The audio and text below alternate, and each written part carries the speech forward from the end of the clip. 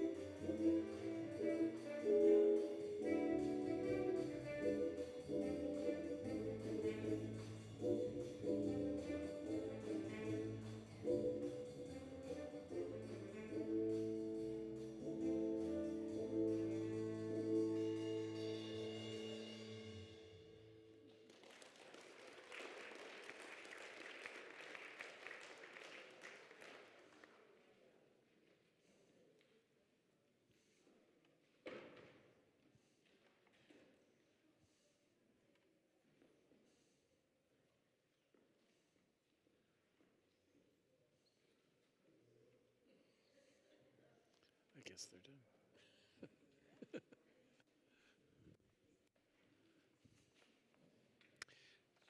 We'd like to have some sound. Hello?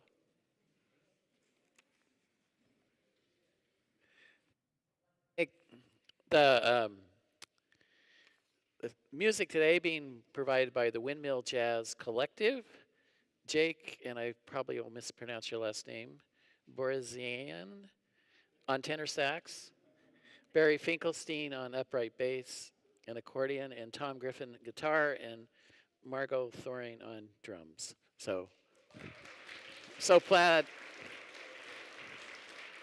so happy that they are a part of us and that they can share their talents with us. So, well, welcome.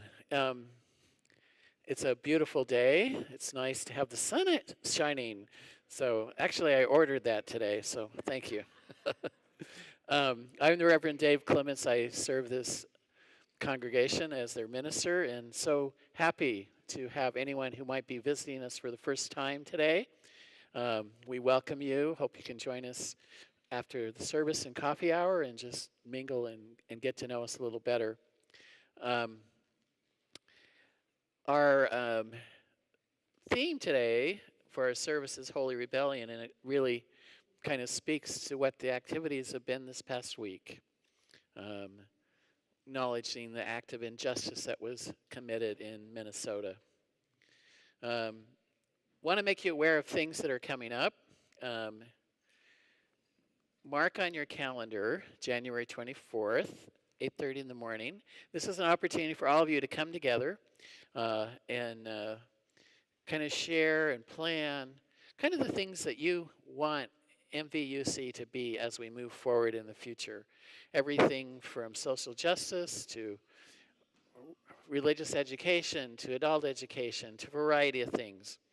And so it's an opportunity kind of patterned after a concept I like to do, which is a World Cafe, where you'll go to various tables and answer questions, and that information will be then collated together and help us put together a plan for really defining who we are and what you want to be. So mark January 24th at 8:30. You'll have breakfast. I'm going to provide it. Something small and sweet, probably. And then we'll, at 9 o'clock, we'll start promptly. So, and also next Sunday, a member of United Community will be here doing a workshop all about helping the homeless beyond just providing food. And so this is being sponsored by our social justice. And if you have questions, you can talk to Bonnie. She knows all. There she is. And then, if you would like to have an opportunity to experience firsthand a bit of Unitarian history and visit our partner church and others, I'm planning a trip this summer to Romania. And so next Sunday, we'll be holding a meeting for anyone who's interested, and you can learn more about it. And lastly, after today's service, we're holding a Getting to Know You class in Holland Hall. Those of you who are interested in coming, have a chance to visit, and others will be meeting in Holland Hall around probably 11:30. And now let us prepare to have our special music, My Favorite Things, from our jazz ensemble.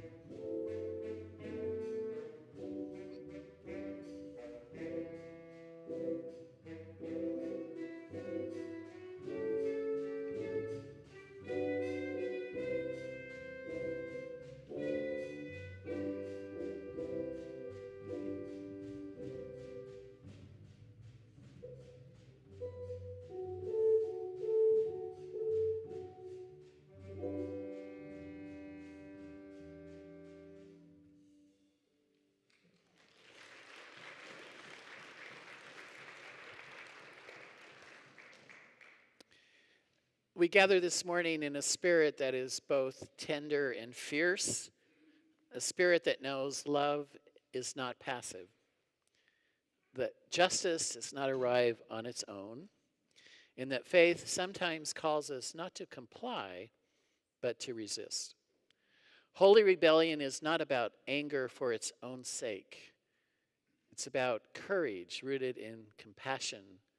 It's about standing up when silence would be easier, speaking out when fear tells us to stay quiet, and living our values even when the cost is real. Today we honor the sacred act of standing up for truth, for love, for one another, for the world we are still becoming. So my hope is this hour we strengthen our resolve, we soften our hearts, and remind us that holy rebellion begins not in outrage alone, but in deep and abiding love for humanity. Come and let us worship together.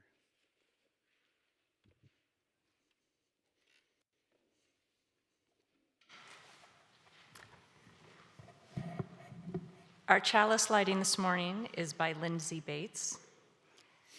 To face the world's shadows, a chalice of light. To face the world's coldness, a chalice of warmth. To face the world's terrors, a chalice of courage. To face the world's turmoil, a chalice of peace. May its glow fill our spirits, our hearts, and our lives. Please stand if you are willing and able for the opening hymn. Number 131, Love Will Guide Us.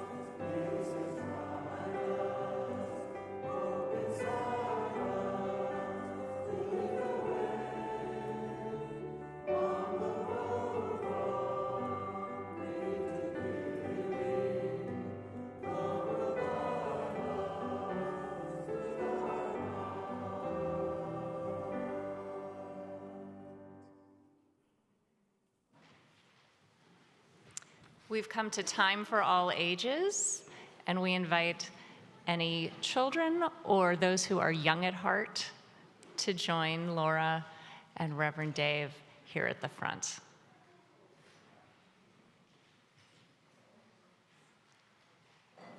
Come on. It's safe. The handheld.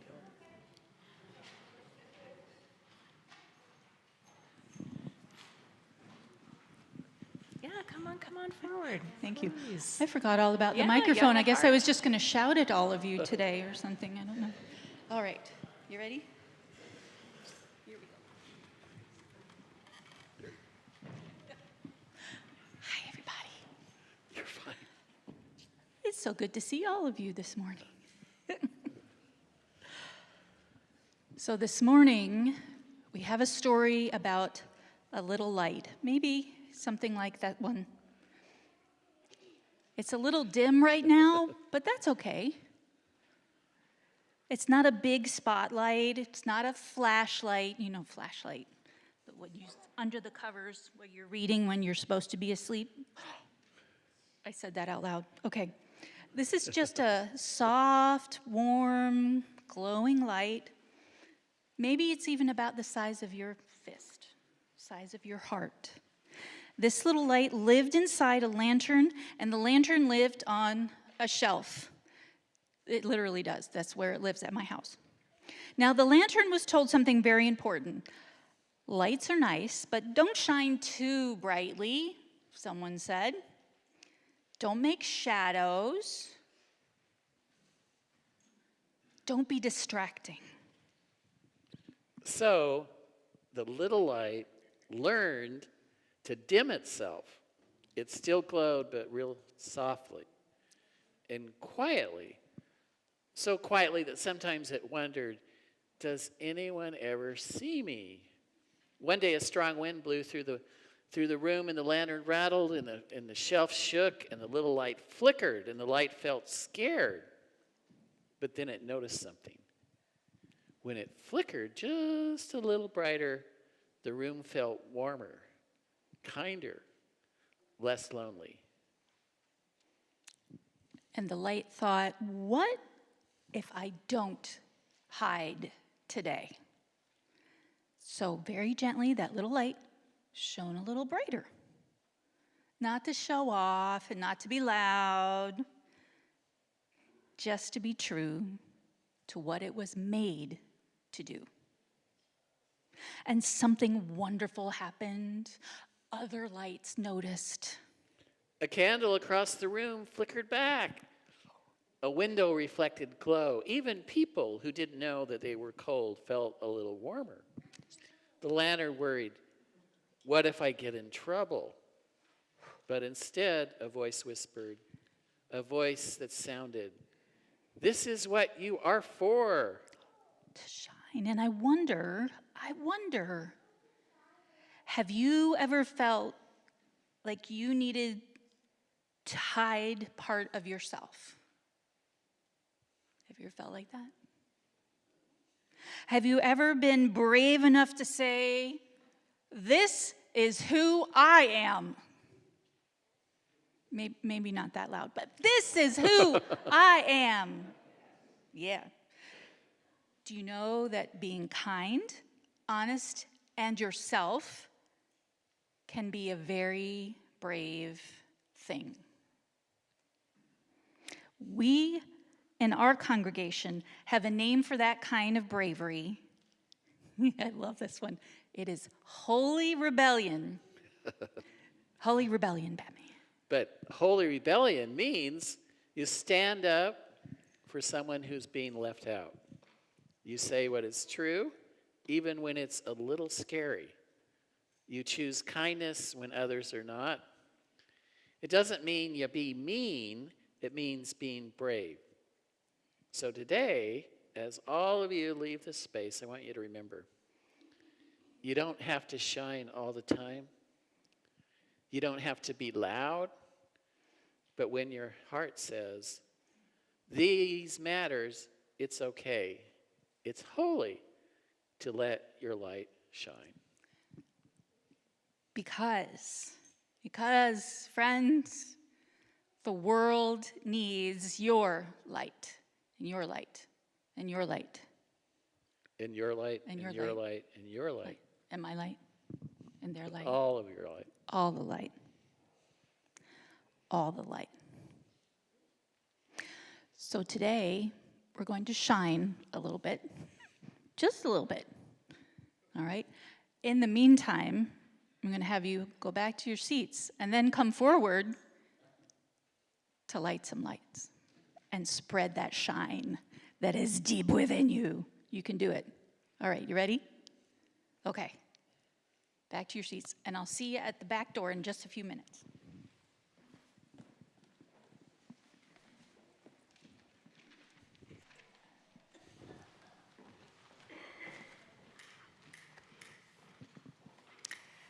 A perfect segue, Reverend Laura. Thank you so much.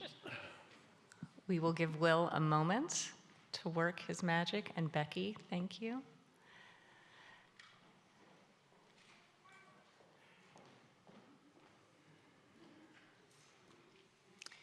And now on this beautiful morning, after a difficult week, I invite you to come forward to light a candle of joy or sorrow. Kindly form 2 lines on either side of the center aisle.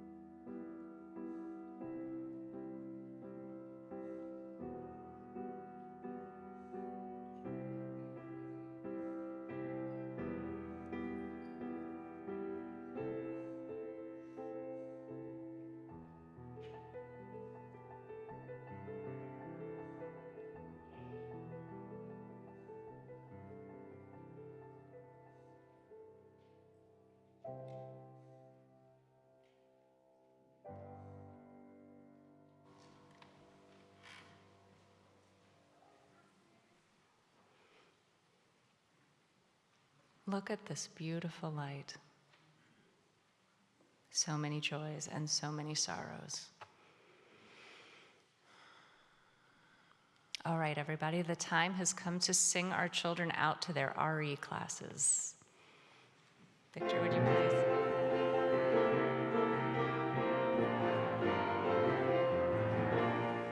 Hold you in our love as you go, as you go. May your heart be at peace as you go. To nurture the spark of your precious life. We hold you in our love as you go.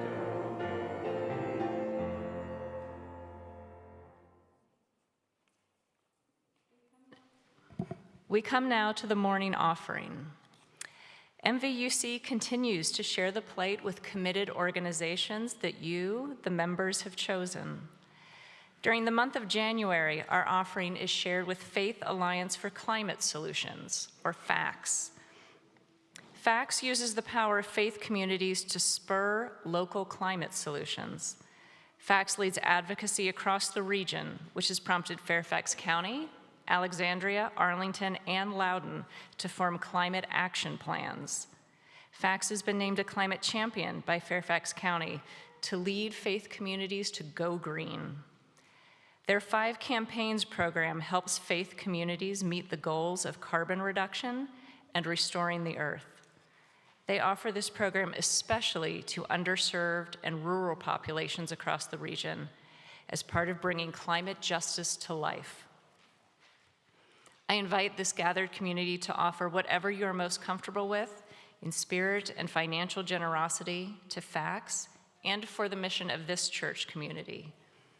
If you would like to write and mail a check for the offering, please make it out to MVUC and write in the memo line how you would like it to be used.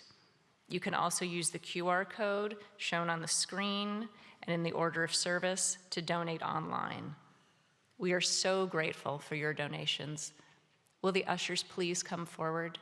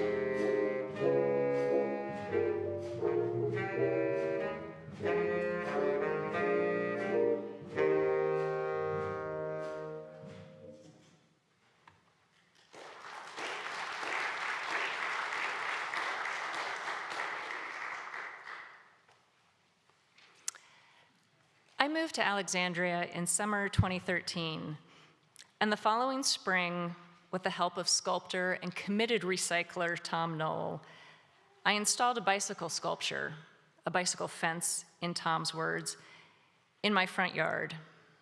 You may recognize it if you travel around the Huntington metro area. Nick, would you please show the photo?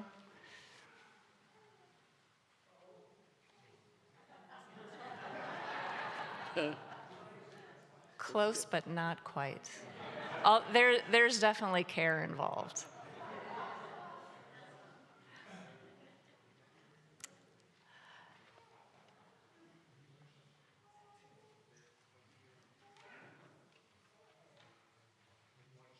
Oh, the first slide in that PDF I sent with the bicycles.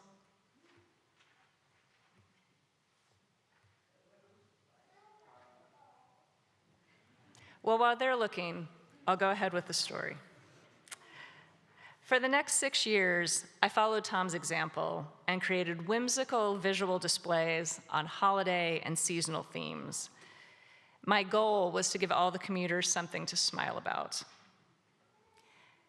And then George Floyd was murdered.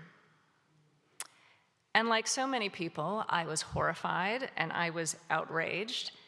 And at some point, I realized I have a 30-foot billboard. I had a way to express my distress around the clock, but I wasn't sure what to say. I talked about it with friends, and I asked for their ideas. I considered the risk I might be inviting. And more than anything, I wanted a message that would stay true to the intent of the sculpture, which was to lift people's spirits. I was not raised going to church, but ultimately I settled on my friend Shane's suggestion, love thy neighbor as thyself. And maybe you'll see a picture later of Shane standing in front of the sign on the afternoon that we painted it and hung it up. Who would guess my elementary level sewing skills and years of painting theater sets would prove so useful? Eventually, the banner came down, and I returned to decorating the bikes as I'd done before. And then the 2024 elections. In retrospect, I don't know why it took me so long to return to the idea of banners. I'm going to blame the shock and despair. But then, no surprise, came the outrage and the desire to resist. And so these banners have become one of the ways that I stand up and express my values. The messages have included thankful for civil servants. Kilmar belongs with his family. If you love democracy, you are not alone. The one I put up for the new year, I'm not a person who typically does resolutions, but reads, what if we all resolve to help a little more? These banners have become one of the ways I stand up and express my values. Is this holy rebellion? I don't know. I know I'm trying to stick up for people, for democracy, to encourage solidarity. Here's one of the most important points I want you to know. I truly believe the how is as important as the what. And by the how, I don't mean you need a bike sculpture and a stockpile of white sheets from the thrift store. I mean, offer a better vision of action and leadership. I love a snarky protest poster, believe me. But at the end of the day, I believe a message that is encouraging, that is positive, that is respectful, is going to be more effective at creating solidarity than a message of insult or intimidation. I had one last photo that I wanted to share with you, which is not a bike banner, but it's a sign that Christian Reynolds, an MVUC member, has carried at several events in the last year. And I can't remember how it goes exactly, but it says something like, I'm a patriot grieving and fighting for my country. I can't begin to tell you how much people love that sign. I think it's a fantastic example of the what and the how. And just in time, we found the pictures. Thank you so much, Doug. Thank you so much, Nick. All right, now I hope some of you are feeling a little inspired, a little energized maybe, about raising your voice in rebellion. So I'm going to lead us through a short intention-setting meditation. I found this meditation online from a practitioner who posts Alicia Yoga, and I've adapted it very slightly for our service today. Begin by closing your eyes. Take a slow breath in, drawing in the fresh energy of the morning. And as you exhale, allow your breath to carry away anything you want to release during our time together. Gently place your hands in your lap with your palms facing up. And imagine a warm, glowing light forming between your hands like a bubble of pure energy. This bubble holds the potential to carry your intention for the day. Ask yourself, what do I wish to create today? Let a word, feeling, or vision arise, whether it's courage, purpose, strength, or dedication. Take a moment or two. Identify the inspiration behind this word, or emotion, or image. And then let this intention begin to fill your light bubble. See and feel the bubble grow brighter and more vibrant with each breath.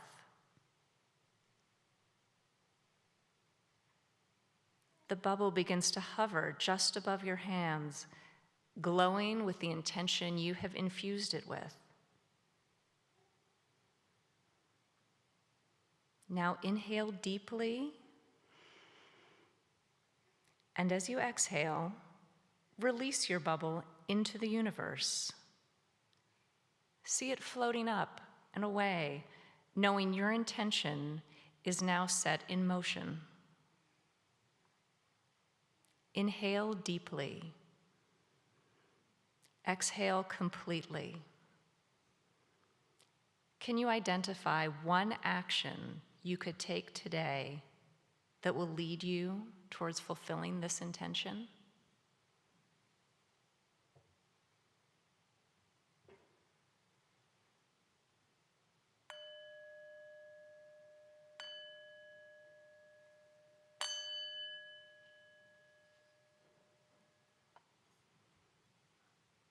You can open your eyes now. Thank you. And now the choir is going to sing for us.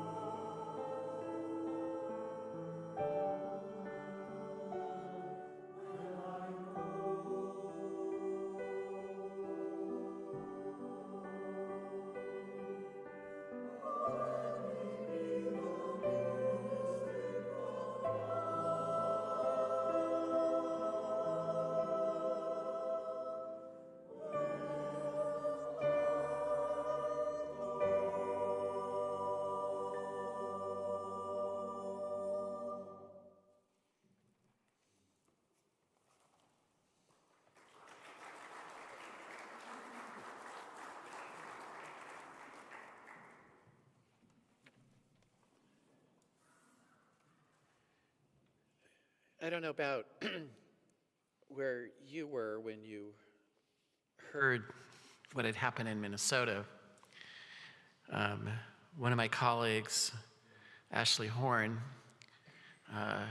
shared with me as it was happening the video that she was recording.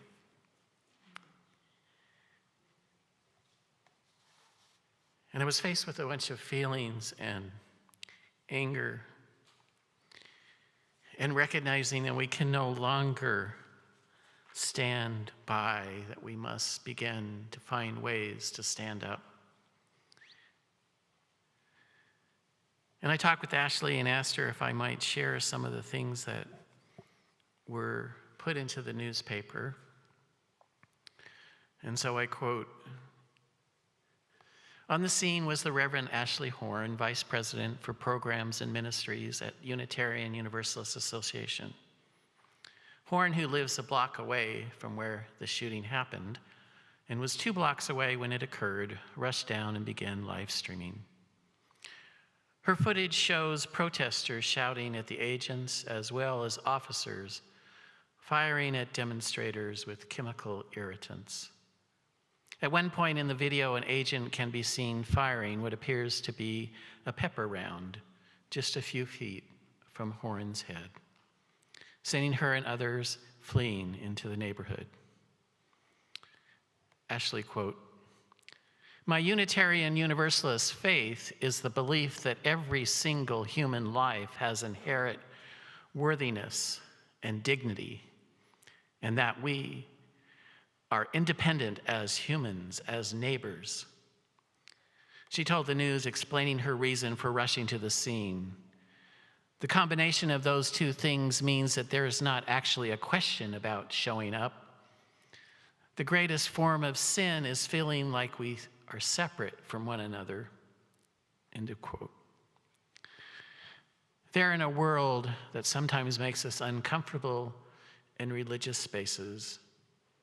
Rebellion.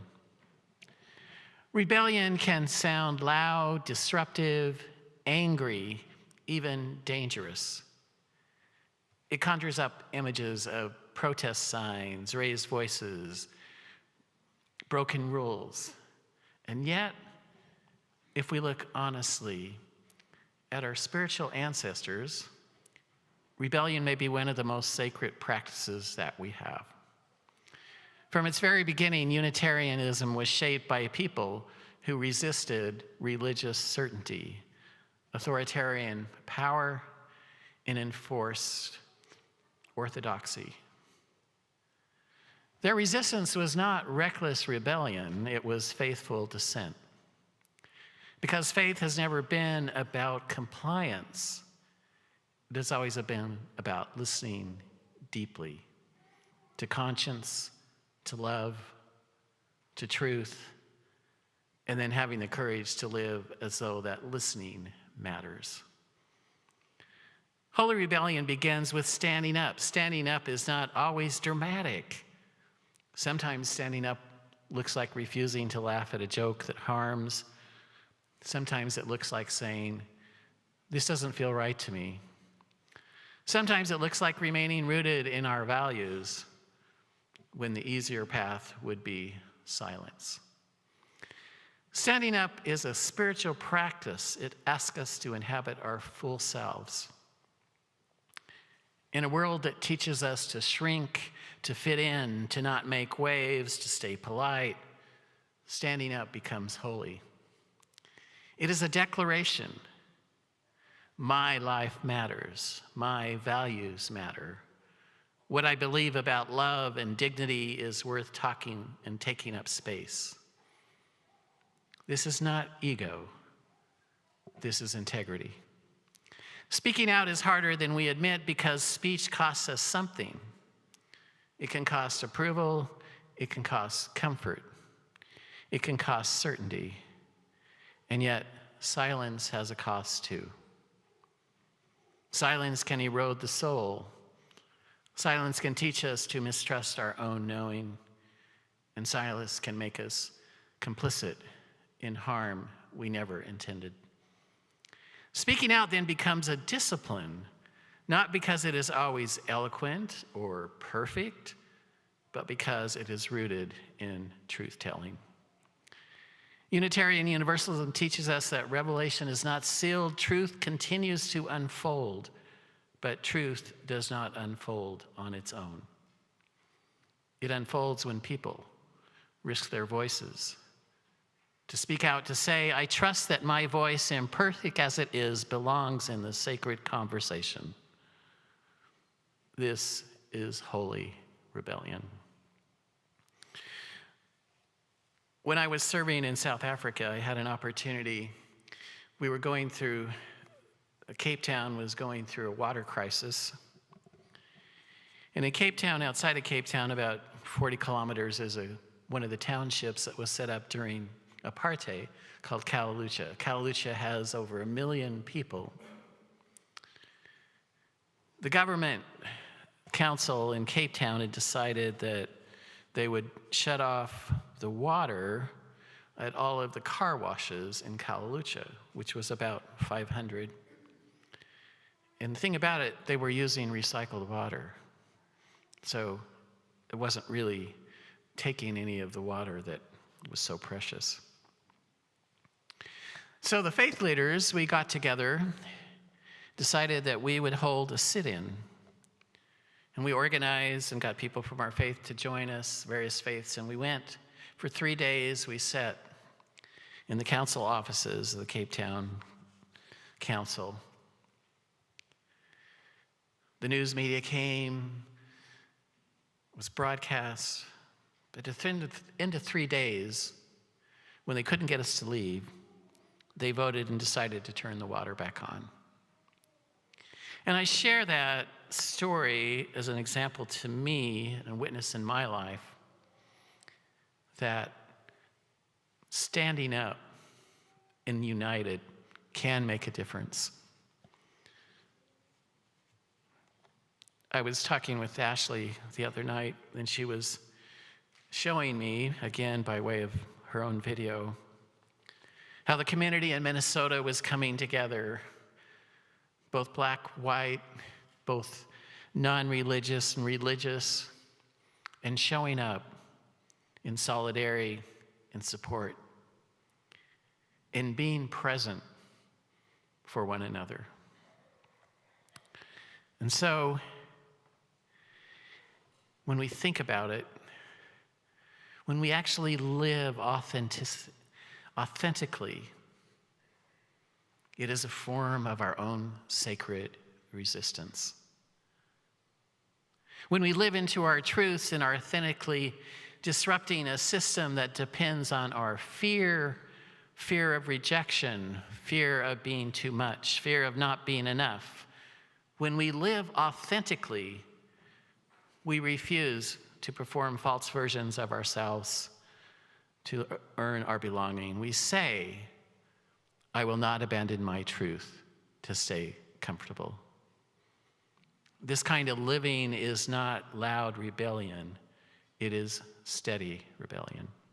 It is waking up each day and choosing alignment over approval. And over time, the choice changes communities, it changes families, it changes congregations, it changes the world. Holy rebellion is rooted in love. Holy rebellion is not about destruction, it's about creation.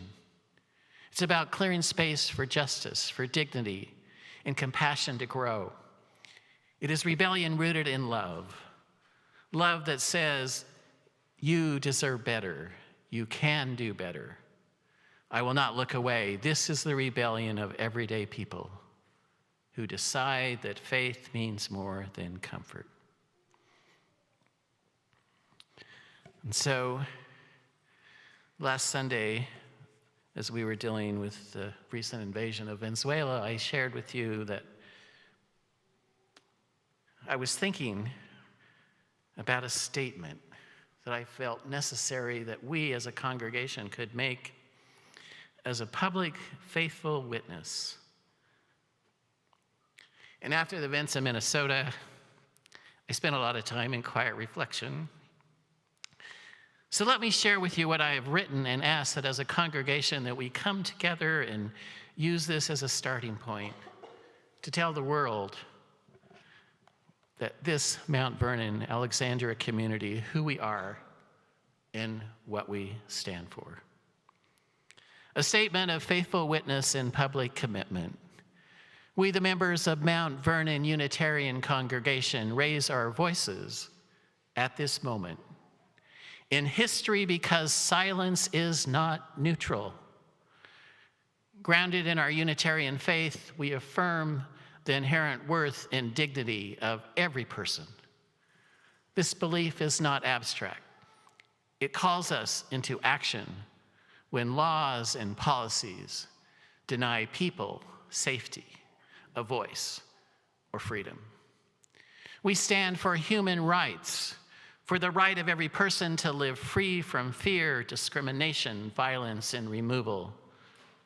We reject systems that dehumanize migrants, criminalize poverty, target LGBTQ+ people, silence dissent, or undermine the basic protections of democracy. We stand for integrity, truth-telling over propaganda, moral courage over convenience, and accountability over power without restraint. We believe democracy depends on honesty, transparency, and leaders who serve the common good rather than their own interests. We stand for community engagement, not as charity, but as solidarity. And we commit to showing up beyond our walls, building relationships across difference, and working alongside those whose voices have been ignored or suppressed. We stand for democracy, not as a slogan, but as a sacred trust. Democracy requires participation, protection of voting rights, respect for the rule of law, and a shared responsibility to safeguard freedom for generations yet to come. Our Unitarian tradition has never been neutral in times of moral crisis, from abolition to civil rights to marriage equality.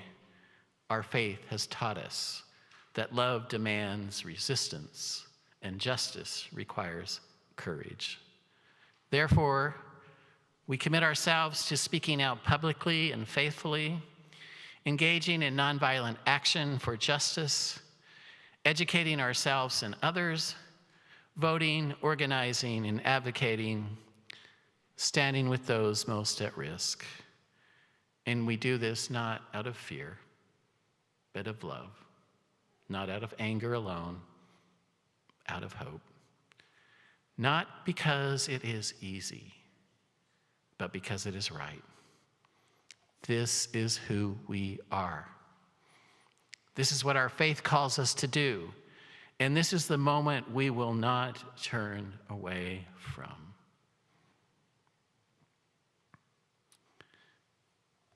I share this to all of you as an invitation. We must stand up. And how do we do that? Here's a practice I believe can help us to begin to learn how to stand up and when to stand up. Take a breath and pause and listen to that voice within. Notice where you are being invited to stand up. And listen for the place where your voice wants to engage and emerge. And ask yourself, what authenticity is asking of you now? Not someday, but now. You don't have to do it perfectly. You don't have to do it loudly. You only must do it faithfully. Because when standing up, speaking out, and living authentically are rooted in love, they become more than acts of courage. They become holy rebellion. And that, my friends, is a spiritual practice that is worthy of each of our lives. So in closing, I wish to lead you in a practice of holy rebellion. Before we leave the space, I invite you into a brief practice. Not rebellion that shouts, but rebellion that listens deeply and lives honestly. So if you're comfortable, I invite you to place your feet firmly on the floor.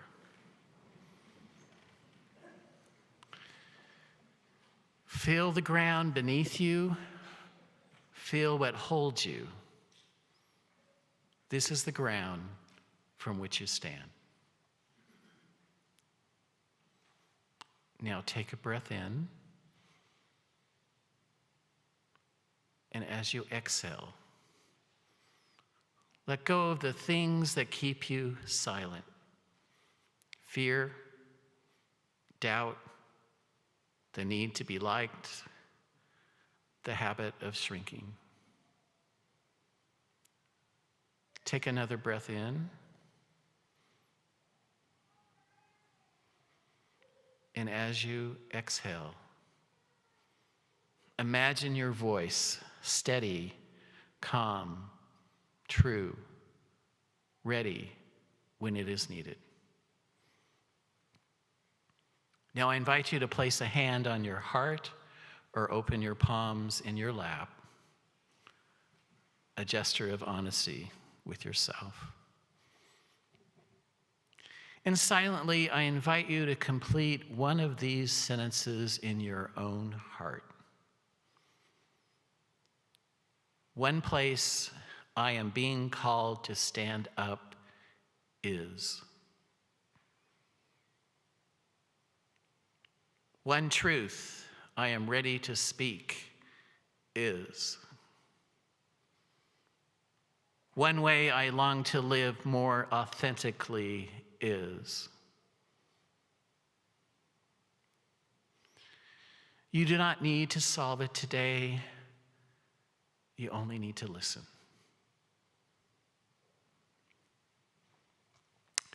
And if you are willing, I invite you now, quietly, gently, to stand.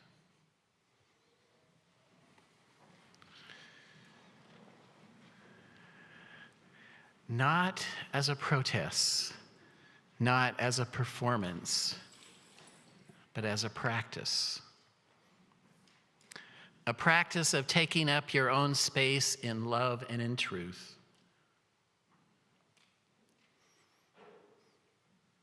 May we stand when it matters. May we speak when silence costs too much. May we live in ways that honor our deepest knowing. May our rebellion be wholly rooted in love and guided by compassion and sustained by hope. And may we leave this place a little more courageous, a little more honest, and a little freer. Amen. And blessed be.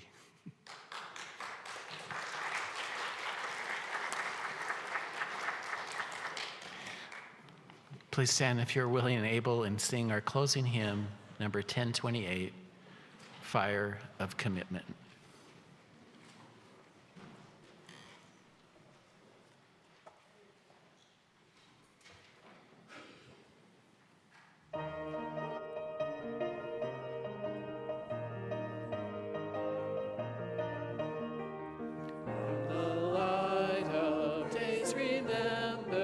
Burns a beacon bright and clear, guiding hands and hearts and spirits into faith set free from fear. And the fire of commitment sets our mind and soul ablaze. When our hunger and our passion lead to cause on our way. When we live with deep assurance of a flame that burns with you, then our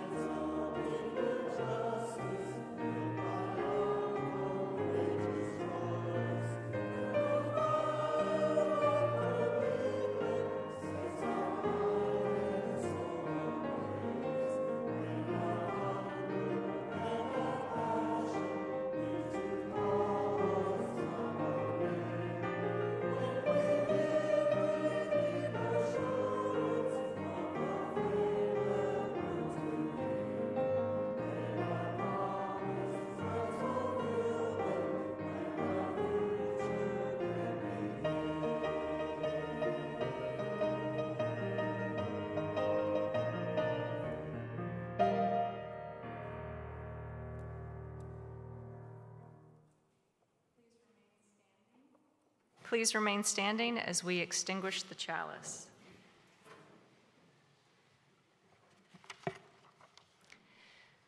Please join me. We extinguish this flame, but not the light of truth, the warmth of community, or the fire of commitment. These we carry in our hearts until we are together again. And now we will recite our covenant as well. Love is the teaching of this church.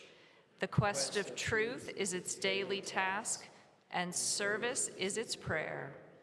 To dwell together in peace, to seek knowledge in freedom, to serve life in community, to the end that all souls shall grow in harmony.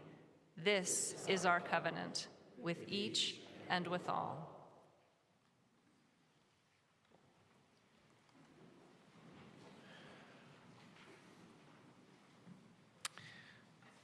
Holy rebellion does not always look like marching in the streets, though sometimes it does.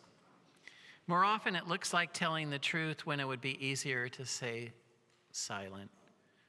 Choosing compassion when cynicism tempts us, and standing with those whose voices are diminished or ignored. Holy rebellion begins quietly in the heart, when we decide that love matters more than comfort, that justice is worth our effort, and that our faith is meant to be lived, not merely believed. So as we leave this place, may we carry with us the courage to stand up in our families, in our workplaces, in our communities, and in the public square. May we remember that we do not stand alone. We stand on the shoulders of those who resist before us and alongside one another, bound by covenant and hope. Go now in peace with steady hearts and open hands, ready to practice a holy rebellion rooted in love and guided by the promise that even small acts of courage can bend this world toward justice. Amen, and blessed be.